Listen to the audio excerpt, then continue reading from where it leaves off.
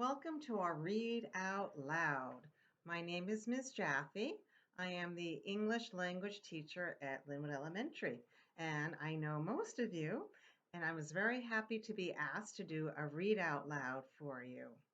So the book that I chose, I didn't have many student books at home on my bookshelf behind me, but I did have one of my favorites, and it is called Love That Dog by Sharon Creech.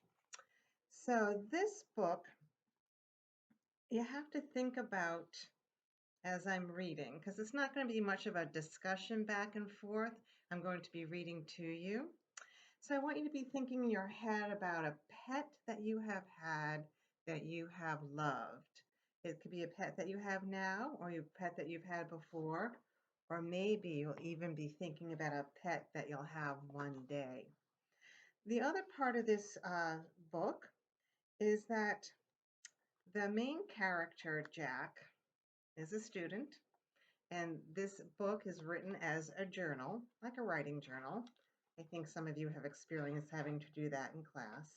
So you can see that we have on the pages, there is the date on the top of the page and then what the student has written.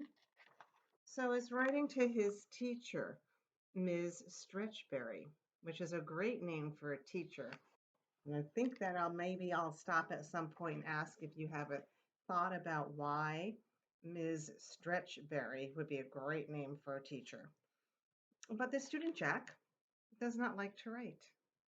Some of you might have experienced that because writing is pretty darn difficult.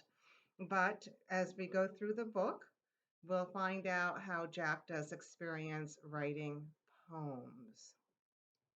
The other part of this book I want you to think about as we're going through is that oftentimes we have big emotions inside and we might not be really sure what those emotions are.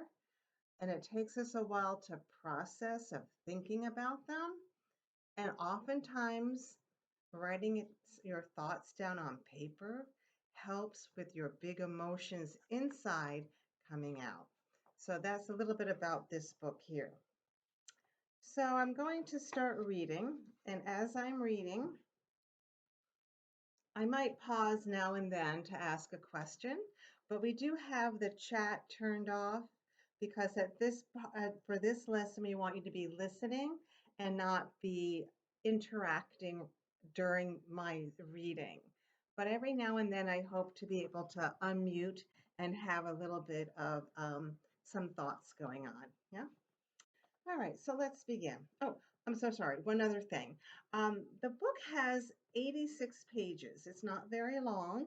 And as you saw on the page, the way it's written, there isn't a lot of writing. But the story in 86 pages, I've divided it up into 3 parts, a beginning section, then a second section, part 2, and then towards the end, a part 3. So today I'll start with part 1. Okay. Love That Dog by Sharon Creech. I oftentimes like to look at what other books the author has written on the inside, and I have read a few of her other books. So I could say to you, take a look in the library and see what other books you might know that she's written. I like to look to see at the inside title page, Love That Dog, that there's that great picture of a dog, just a line drawing, but I think it's just wonderful. The next page is the dedication page, and I like sometimes to think, who was special to this author that they dedicated the book to? And she wrote some people, and then she said, all of whom love, love, love their dogs. With special thanks to Walter Dean Myers and to all the poets and Mr. and Ms. Stretchberries who inspire students every day. Page 1. Jack. Room 105, Miss Stretchberry, September 13. I don't want to because boys don't write poems. Girls do. Page 2, September 21.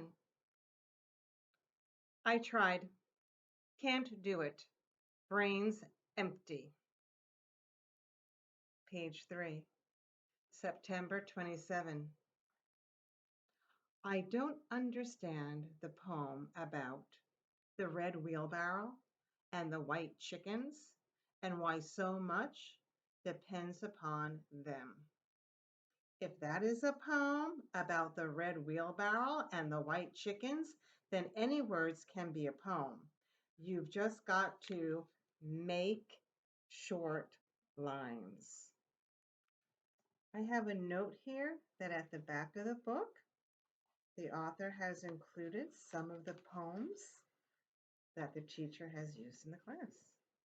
Here is the one by William Carlos Williams called The Red Wheelbarrow. So much depends upon a red wheel barrel glazed with rain water beside the white chickens.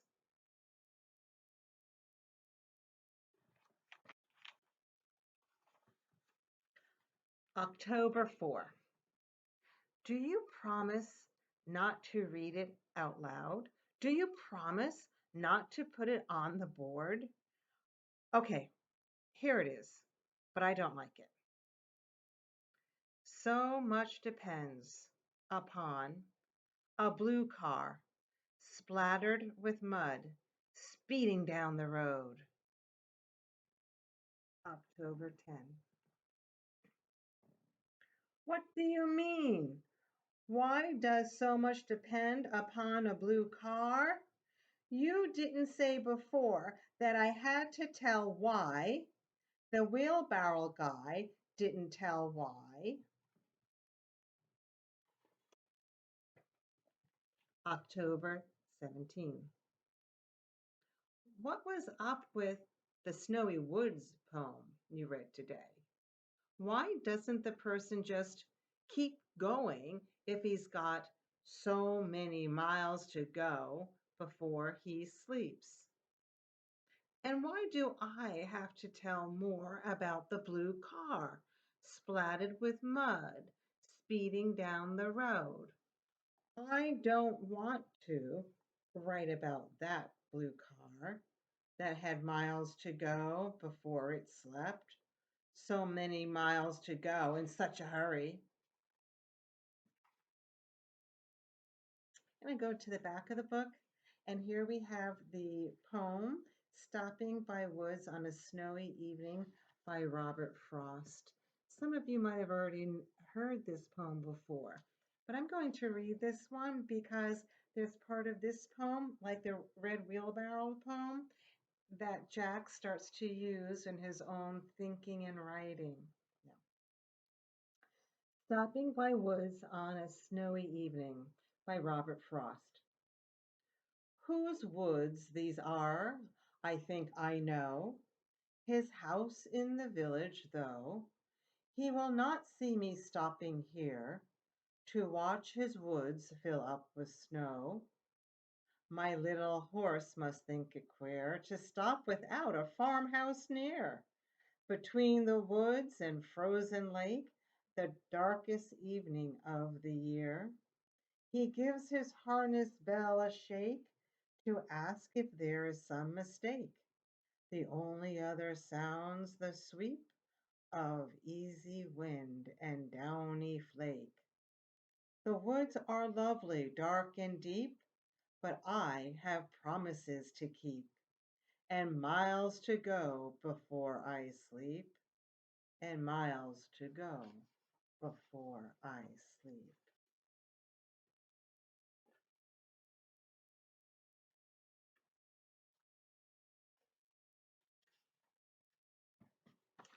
October 24.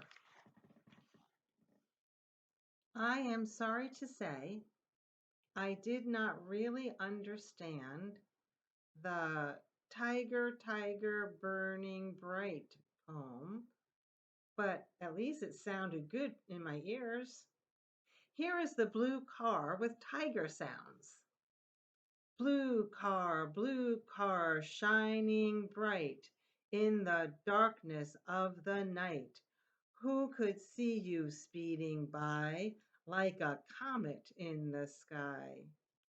I could see you in the night, blue car, shining bright. I could see you speeding by like a comet in the sky. Some of the tiger sounds are still in my ears, like drums, beat, beat, beating.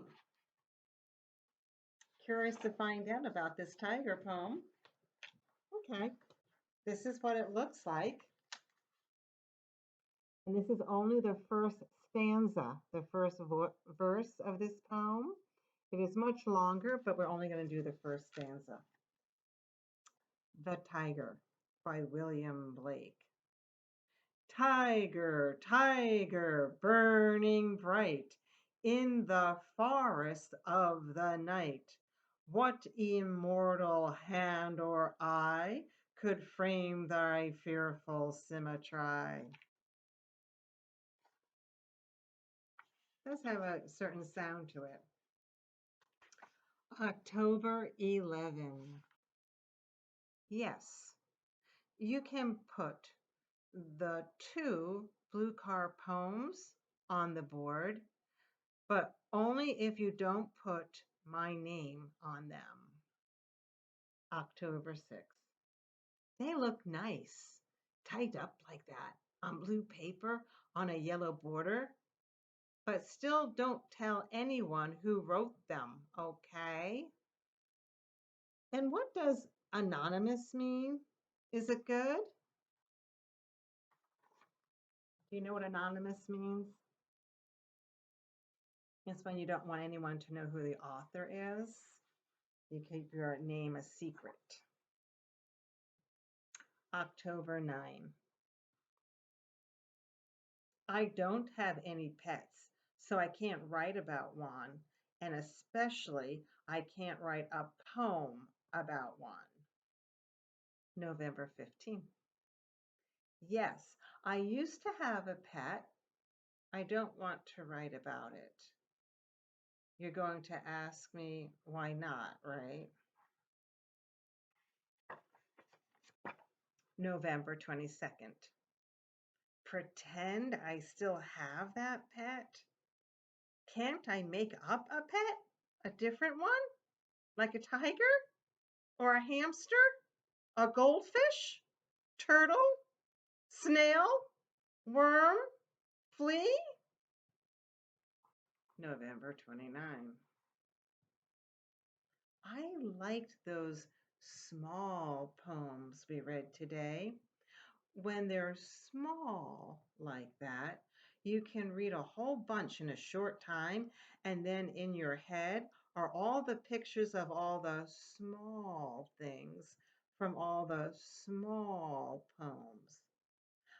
I liked how the kitten leaped in the cat poem, and how you could see the long head of the horse in the horse poem. And especially I like the dog in the dog poem, because that's just how my yellow dog used to lie down, with his tongue all limp and his chin between his paws, and how he sometimes chomped at a fly and then sleep in his loose skin, just like that poet, Miss Valerie Worth, says in her small dog poem.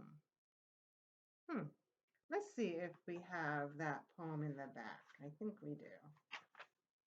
Ah, yeah.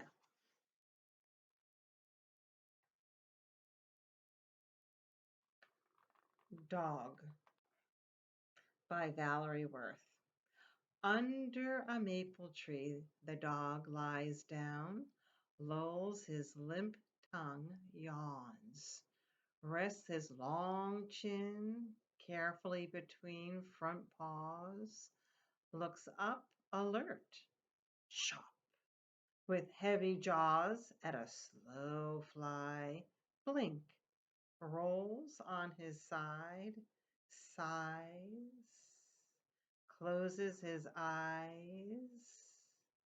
sleeps all afternoon in his loose skin.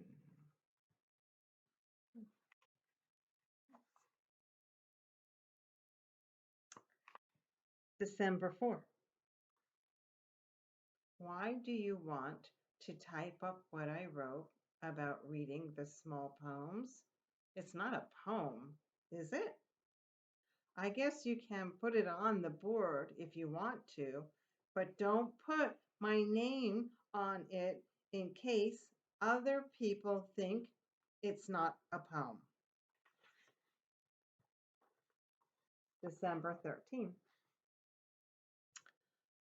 I guess it does look like a poem when you see it typed up like that, but I think maybe it would look better if there were more space between the lines, like how I wrote it the first time.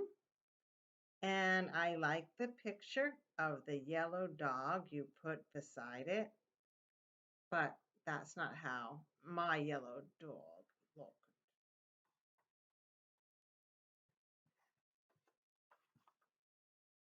January 10th. I really, really, really did not get the pasture poem you read today.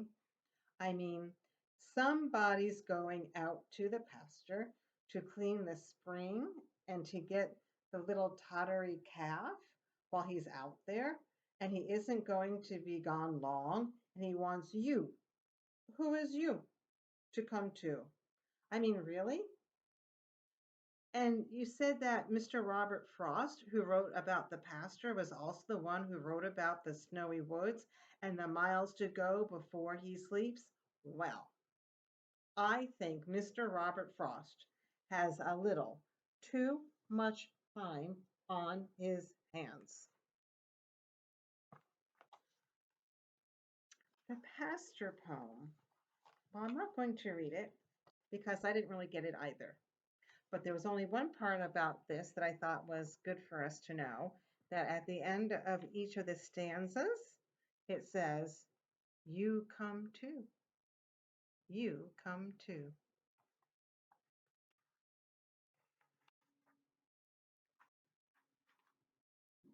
January 17th. I remember the wheelbarrow poem you read the first week of school. Maybe the wheelbarrow poet was just making a picture with words, and someone else, like maybe his teacher, typed it up, and then people thought it was a poem because it looked like one typed up like that. And maybe that's the same thing that happened with Mr. Robert Frost. Maybe he was just making pictures with words about the snowy woods and the pasture, and his teacher typed them up and they looked like poems. So people thought they were poems, like how you did with the blue car things and reading the small poem things on the board typed up. They look like poems.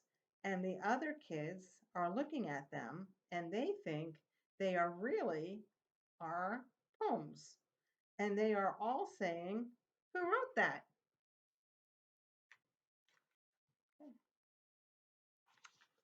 January 24th.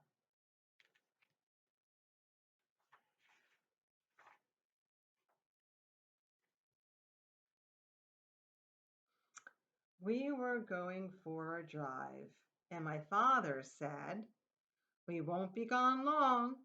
You come too." And so I went, and we drove and drove until we stopped at a red brick building with a sign in blue letters, "Animal Protection Shelter." And inside, we walked down a long cement path, past cages, with all kinds of dogs.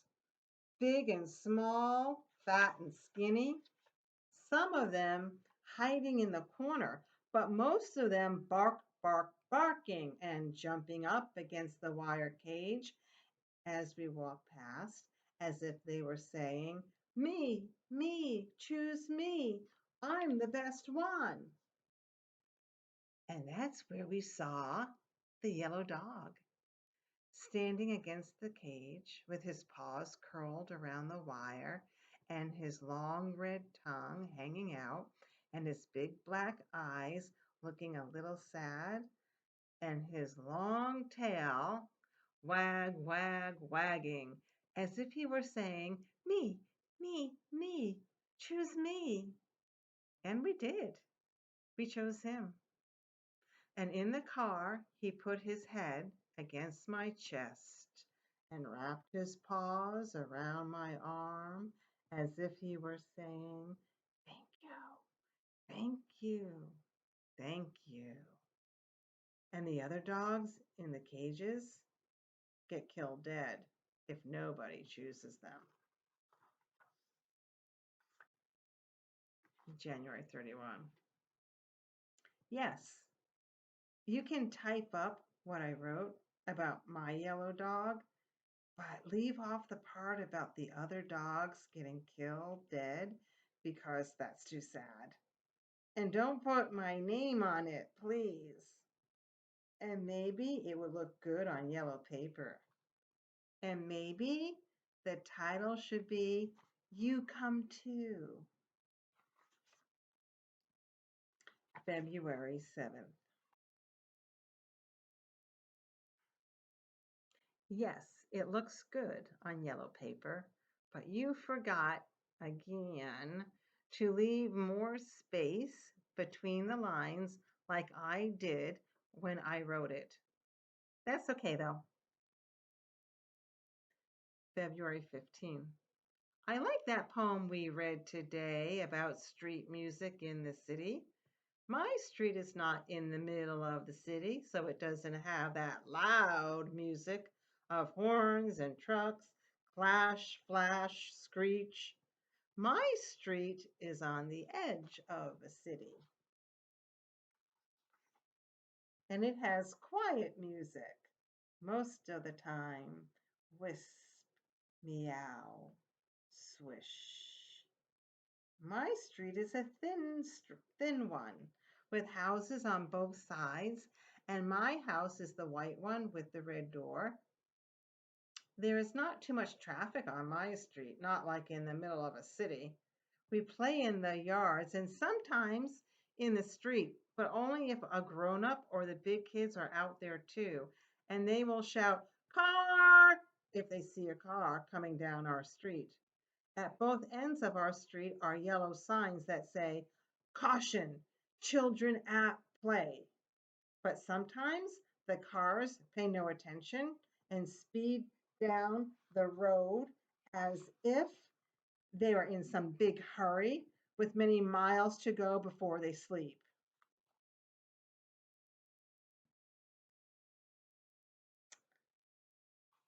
February 21. That was so great. Those poems you showed us, where the words make the shape of the thing of that poem is about, like the one about an apple that was shaped like an apple, and the one about the house that was shaped like a house. My brain was popping when I was looking at those poems. I never knew a poet person can do funny kinds of things. Let's take a look at that poem that's in the back.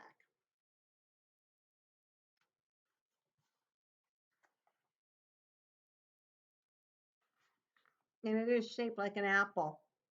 It has the word stem, and then it starts out apple, apple, apple, apple, yum, apple, yum, apple, juicy, juicy, juicy, crunchy, crunchy, crunchy, red, yellow, green, apple, apple, apple, apple, apple, apple, apple, apple, yum, delicious.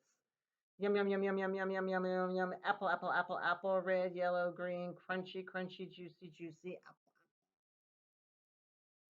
That's kind of fun. Ah, look at this. February 26th. Oh, look what Jack did. I wonder if you can tell what that picture is. February 26th. I tried one of those poems that look like what it's about. My Yellow Dog by Jack.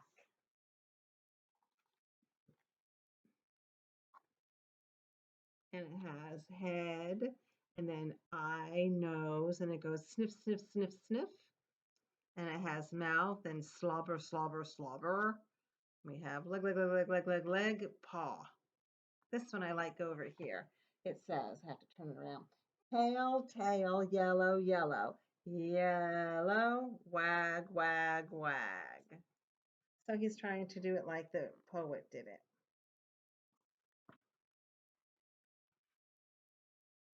March 1.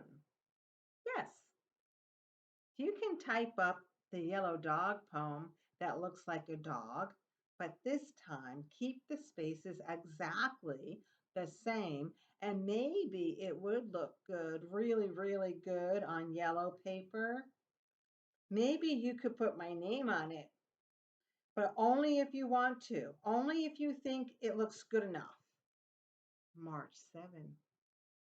I was a little embarrassed when people said things to me like, neat poem, Jack, and how'd you think of that, Jack? And I really, really like the one you put up about the tree that was shaped like a tree, not a fake looking tree, but like a real tree with scraggly branches. But I want to know, who is the anonymous poet in our class who wrote that? And why didn't he or she want to put his or her name on it? Was it a little like when I didn't think my words were poems? Maybe you could tell the anonymous tree poet that his or her tree poem is really a poem. Really, really, and a good poem, too. And this is the page where we're going to stop for part 1. Part 2 will be on Wednesday. Thank you so much for being a listener to the Read Out Loud. I'm going to put